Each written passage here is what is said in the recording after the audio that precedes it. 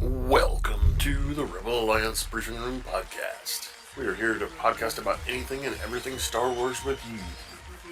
Please visit our website where you can play current and past episodes. That's https://RABR KyleJohansson.us. That's RABR dot KaileJohansen dot US. On the left-hand side is a navigation menu.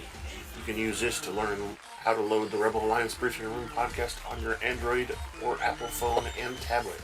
And we have direct links to our podcast on Apple and Google Podcasts.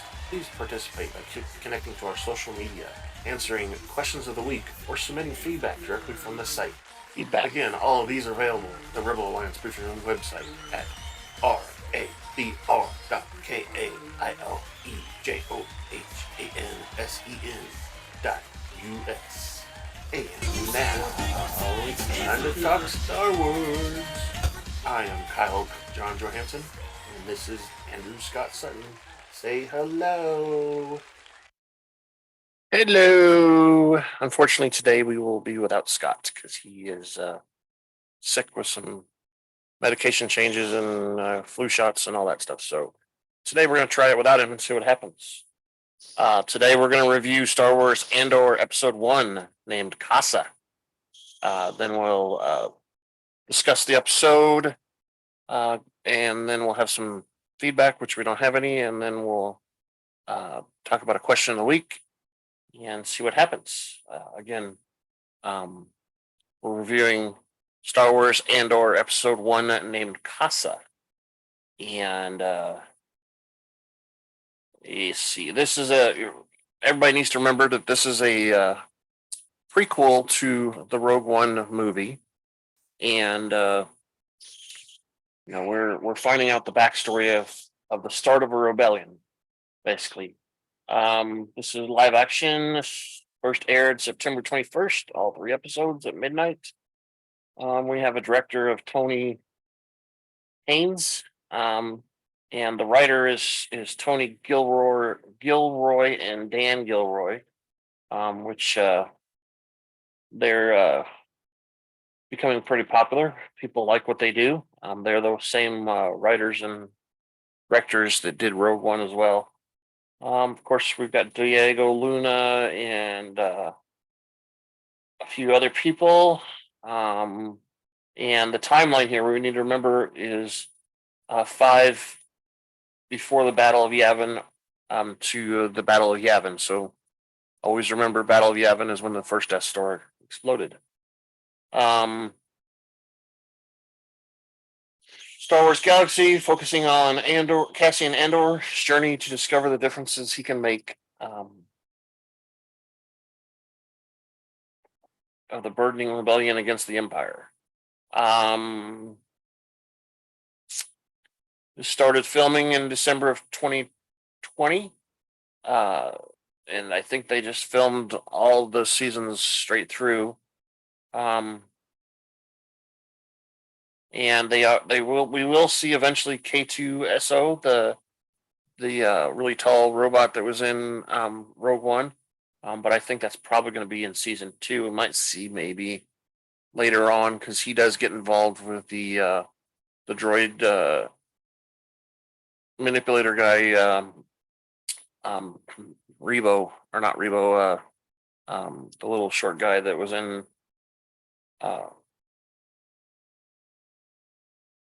the other movie. Let's see. There's been a lot of marketing and a lot of buzz around this show coming out. A lot of people are saying that it's a totally new thing for Star Wars because we're not talking about any Skywalkers in this show at all. Supposedly, we're just talking about a rebellion and how it got started against a dictatorship type of empire that just comes in and takes what it wants. And we see lots of scenes like that, especially when we're having the flashbacks to Canary that Cassian is from. There's one scene where, as a kid, he walks up to mine that's been done by the Empire, and they just kind of devastated the entire, you know, 30 miles around. The whole area has been dug out for mining, and they're still mining. And they abandoned whatever they don't need anymore and just left it all there. And it's basically a wasteland of a hole in the ground that they mined. Anyway, let's get started with the episode here first. I'm going to play a spoiler alert because, just in case you haven't seen it, we will be talking explicitly about things that happened in the show. So if you don't want to hear that, then you don't want to watch this or listen to this. So here we go.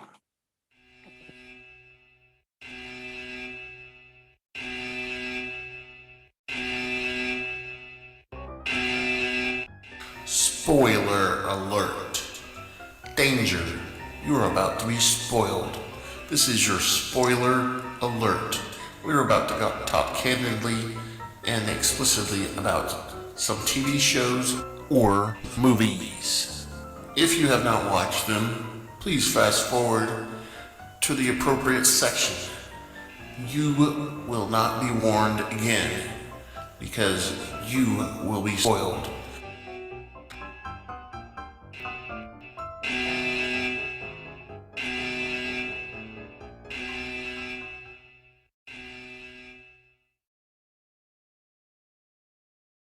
Hey, we're back. This is Kyle again. Again, Scott cannot make it today. He is under the weather. I'm pulling something up here because I feel I have some discrepancies in my notes, but let's just check it real quick. Episode 1 with Kassa. And it's in my notes here. It has actually Cassian's middle name and everything.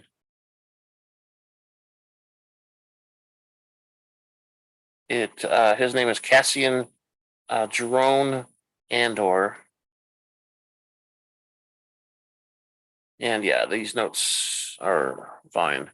All right, so the first part of the show, they come out and we see Cassian walking down a causeway with lights above and everything like that, and it's a long, long walk.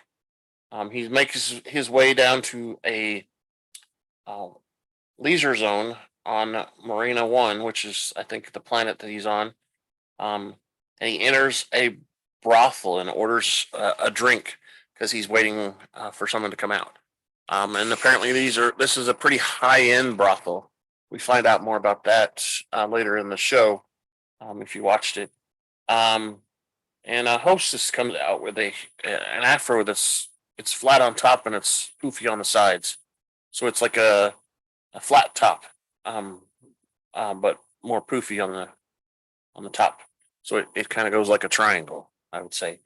And he's asking about someone who is there, supposedly at one point.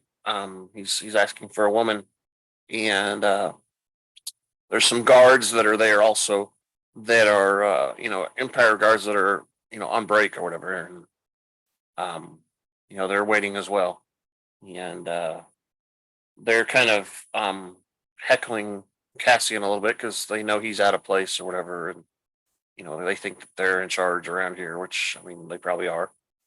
And the lady comes out and they're like, "Hey, wait a minute, we were here first." And she's like, "Well, someone's on their way out for you guys, so don't worry." And she starts the conversation with Cassian and comes to find out that he's looking for his sister that used to work there. And she's apparently been gone for quite a while, months ago. And, she gives him kind of some hints about a few things. And he leaves, because he didn't find anything out, and the hostess leaves too, so he can't do anything. He doesn't really want anything anyway from the brothel, just some information. And he walks out and starts walking back, and he's walking down like an alleyway or something, and those guards catch up to him, and they're like, "Hey, where's your ID?" And he's like, He just stands there, and then he hears a blaster being turned on, and raises his hands. He knows he's in for a shakedown of some sort. And the one guard begins to search him, looking for the ID because they don't want him to pull anything out. So he's searching him, and he says, "Go, it's on the other side." And he goes to the other side, and Cassian kind of knocks the guy over and grabs his gun and shoots him, and he falls to the ground. And then he focuses on the other guy. Um, the gun gets knocked out, and he has to fight with the other guard, and that ends up where he finally surrenders to Cassian, and they find out that the guy on the ground is dead. He killed him. He didn't mean to kill him, but he killed him. And Cassian sees no other way out, and he ends up killing the other guard too. Um, which is not good. That's not good for Cassian right now because he's just murdered two Imperials, and they're going to become looking for him because they don't let that stuff go. Um, so we then later switch to a scene where our new droid that's for the show, which I don't think it's going to be there for very long. I think it's only in maybe 6 or so of the episodes. Because we find out later that Cassian leaves the planet. So Cassian leaves this planet and goes to Ferrix, which is where his home base is, and we see a ground mech named B2EMO traveling down the dirty streets, and he's just going by, just looking and just making sure, trying not to get himself in trouble or caught or noticed or anything.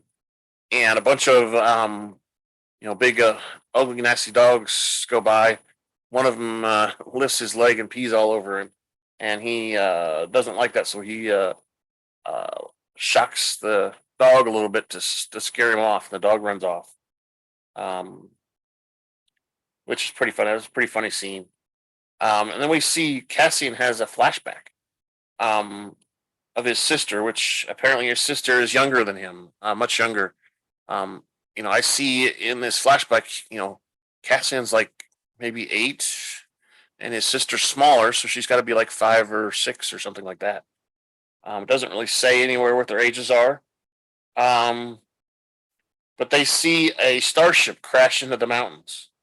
And that flashback is over. They just, we see the craft coming through the air, and it eventually boom, and they're all amazed and shocked by it, because they're maybe a primitive tribe of some sort. They don't appear to have any weapons. They're using like dart guns basically that they blow in, and it shoots a dart out.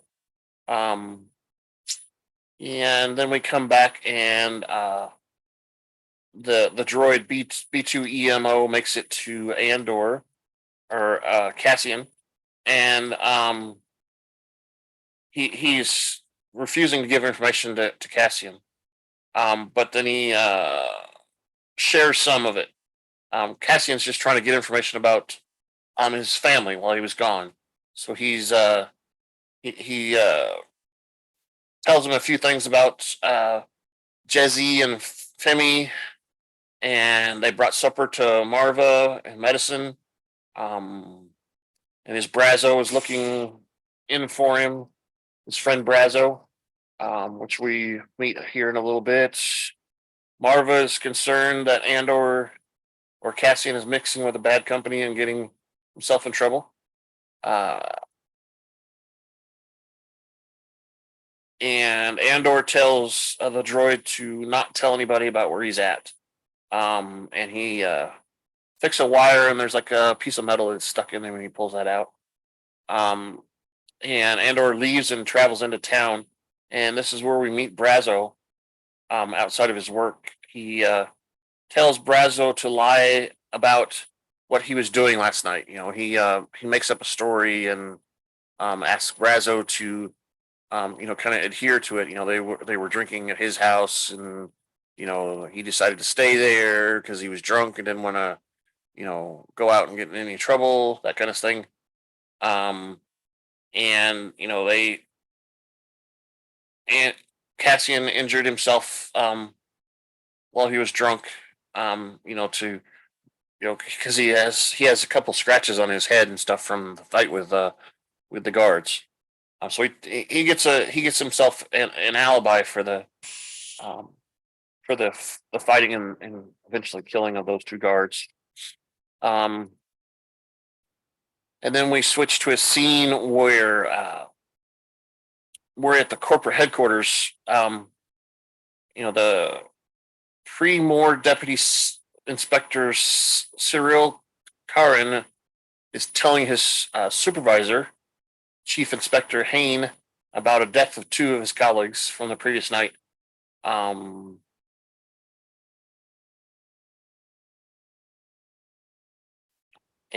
the chief inspector knows one of the guards named Kravis, and he was a former commander, reduced in rank. Haynes says that the guy was pretty despicable. And they get the deputy inspector gives him information about a dark gentleman that was asking for a Canary girl at the brothel, because that's the only information they have. And nobody saw the guards get killed. And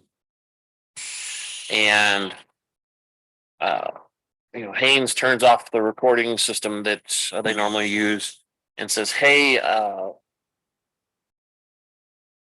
this whole thing needs to be swept under the rug." Basically, he says, we don't want a big situation here. We want to make it look like we got everything in control. So I want you to kind of make up a story to cover this, so we don't get a bunch of people coming in because of some murdered Imperial guards.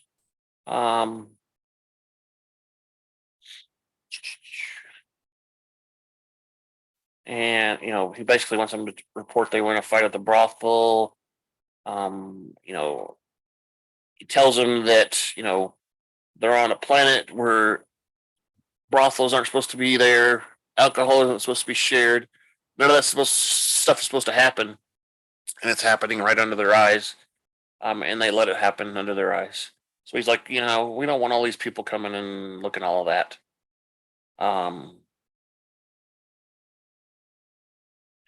And now we switch to Cassian. He's visiting a mechanic named Bix Colleen at the garage. He asks for her, and one of the guys says, "Yeah, she's back in the shop." And we see her taking some parts off of a motor. It looks like she's just stripping it for different parts. Yeah, this planet that we're on, it looks like it's kind of a salvage planet anyway. There's lots of distressed or broken down or damaged equipment around, and they looks like they make money off of getting people parts that they need. And he's looking for a vehicle of some sort so he can take it for a ride. And Cassian says he's already got something lined up, but was hoping that she would provide something. He asks for Bix to help him with selling something.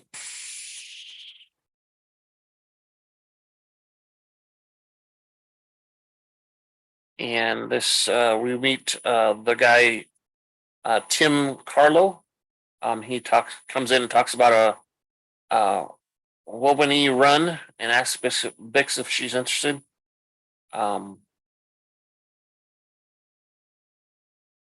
and Bix had Cassian sees that Bix has some sort of feelings for him, um, and Tim asks about some clandestine work, some back end work that was being secret, and Bix kind of tells Tim that there's nothing about it.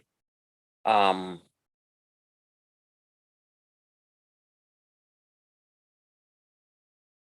then there's a small conversation between Cassian and Tim, uh, and about relationships and such. And there's a flashback again, and we're back on Canary with Andor as a small child, and they're in some sort of ceremony, and they're putting stripes of paint on their right down the middle of their faces, possibly because they're going out, hunting or a war kind of thing. They're going to face some danger, and it's probably because they going to go check out the crashed ship that crashed earlier. And then we flash back, and Cyril, the uh, commander assistant inspector, um, says they're tracking some ships that are illegally coming into Morlana One. Um, and there's a guy called Nurichi that comes up to Cassian and says, "Hey, you owe me some money. I gave you some money so you could get a loan, and I need that money back." And then he's cornered by a really tall, weird looking animal called he calls him Vetch, uh, which is he says is muscle. Um, and Cassian is like, really, you bring him in, Vetch is selling selling out to you.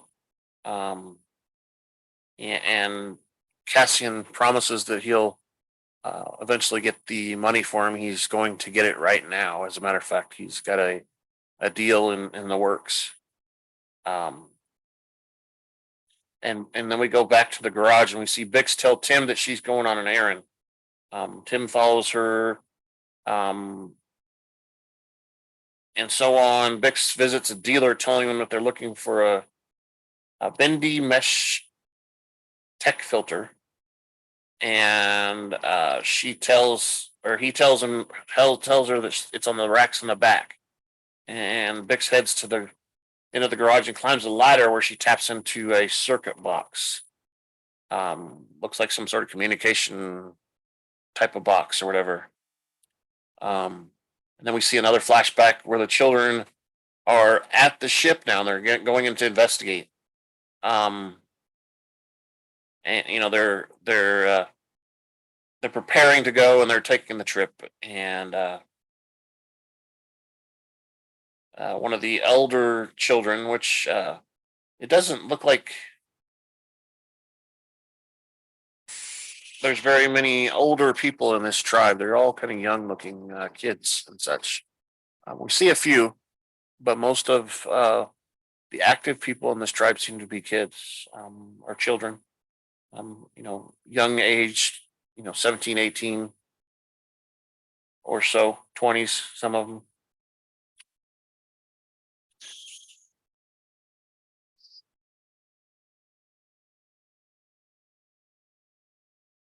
And we see here that in the preparations that Kassa, which is Cassian's original name, Kassa, maybe a nickname, he's originally left out of these ceremonies, but one of the elders, notices he's looking on, and lets him join in the ceremonies in preparations.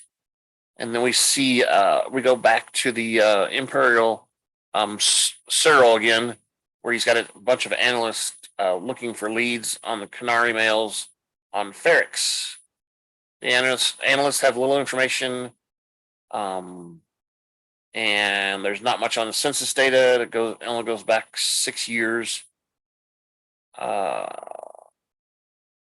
and Cyril is determined to investigate this murder, even though his superior told him to kind of wipe it under the table. And we see, them questioning and talking to other people and to get information. And back on Ferrix, a bearded man named Pegala meets with Andor aboard his transport. Pegala asks Andor if he is what he's doing and tells him that he needs tells him that he is in the office, uh, and tells him that he refused the ship.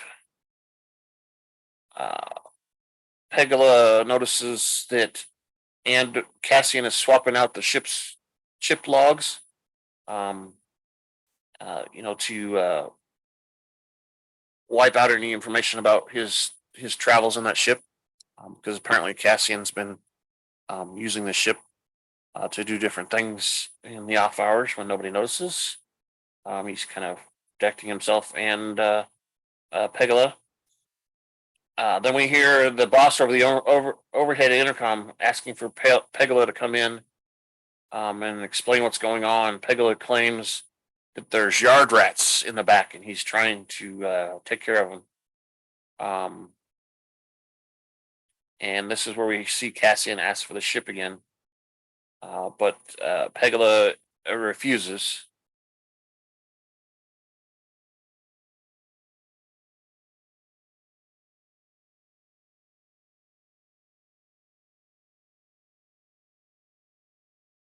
And then we go into another flashback where the tribe is getting ready to leave. They leave, and Andor's sister Kerri wants to follow, but she's too young. So Andor or Cassian promises to return, and then we see some uh, see them traveling into the woods and stuff. Cassian, I think this is where we get the scene where Cassian sees the big mine, and he's overlooking a cliff where it's all dug out, and they've pretty much terrorized the land. And we get credits not long after that. So that was today's episode. It was kind of short. I think it was like 38 minutes. Let's check that officially. It was 42 minutes. The next episode's 38. Okay. So it was 42 minutes, and it wasn't that long.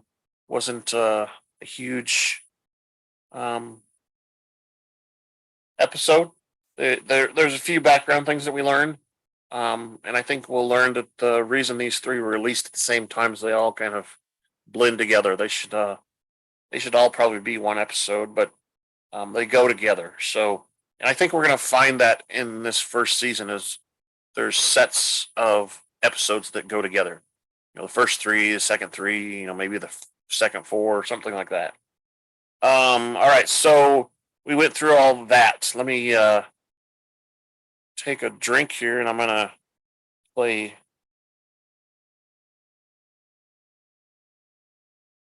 this. We are proud to welcome our latest sponsor, Juan's Cantina, where every first week of the month on the Standard Galactic calendar we celebrate what the ancients call Cinco de Mayo. Come join us at Juan's for the food, mariachi music, and 34 flavors of margaritas.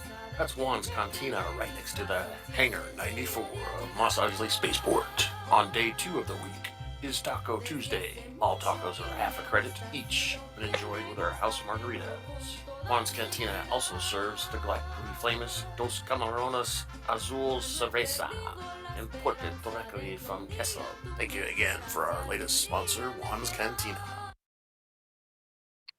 Yeah, that's Juan Cantina with lots and lots of varieties of margaritas just off Moss Eisley Spaceport. Yeah, let's enjoy some of that. I always love a good Mexican, big old pitcher of margaritas. It's pretty good to do right before we go to a baseball game. It's awesome. All right, so that was the episode. We'd love to hear what you think about it. I thought it was a pretty good episode. It's not necessarily a fast action episode, but there's action in there. There's fighting, there's running and chasing, and a few things like that. Um, but it's more of a backstory episode, the first one, which that's the first episode. Doesn't have to be, excuse me, action packed, but might want to be to keep our attention, right? So there's that. So what do you guys think about this Tim guy and Bix and maybe the droid E2M EMO anything like that? You guys have any information, any questions, any feedback, anything like that? I'm gonna put a question of the week out on the website here in a little bit. I'm gonna ask will Cassian find Kerri, which is his sister, which that's where he went to the brothel looking for her. And I think we find out so far in the next couple episodes that we don't know that for sure. But I'm sure it's something that we'll figure out eventually, that, she's either somewhere and he's going to go find her, or maybe she's dead or something. Who knows what it is? We don't know for sure. But I think that this is a good start for the show. This episode or this show is, like I said, completely different. We meet people on a desolate planet that's basically they're struggling for food and everything like that because they're all poor. They're only thing they can do is scavenge and sell whatever they can find, kind of thing. So I think it's going to be a pretty cool episode. So we'd like feedback at KyleJohansson.us. That's feedback, KaileJohansen.us.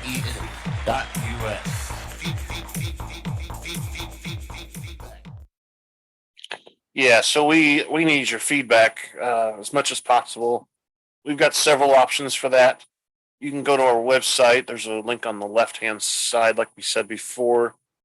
That side that will take you to feedback, and it's a simple form you fill out. You put in a name you want to be identified as, and then you just put in whatever feedback you want. And I think it's pretty much the field for your feedback is pretty much an unlimited field. You put in as much as you want in there. We reserve the right to edit it for time.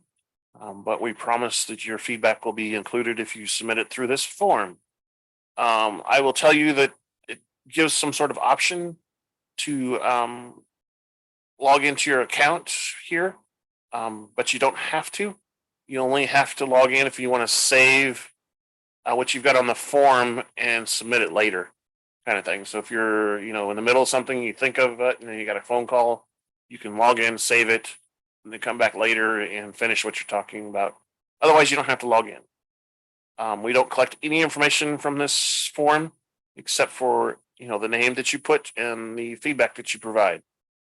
We also have an email address, feedback at KyleJohansson.us. That was mentioned in the little thing there. There's a link on the left side again. Oh, that side. That's for question of the week.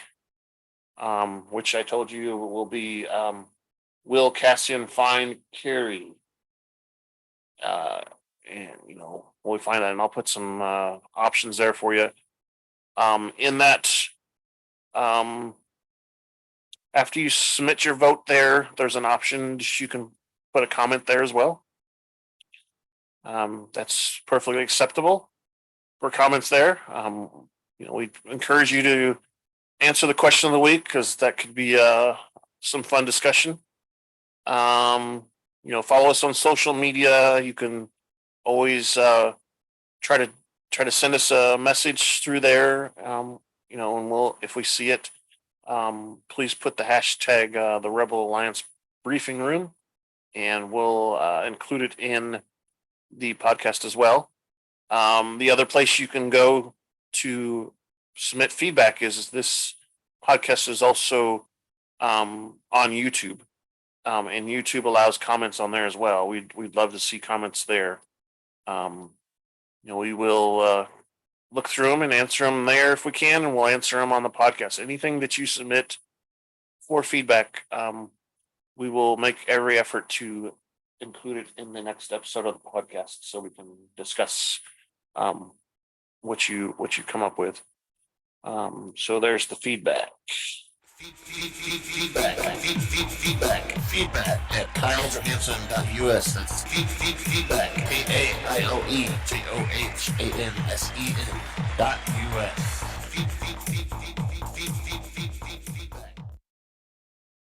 Well, thanks for listening. I'm going to play this outro.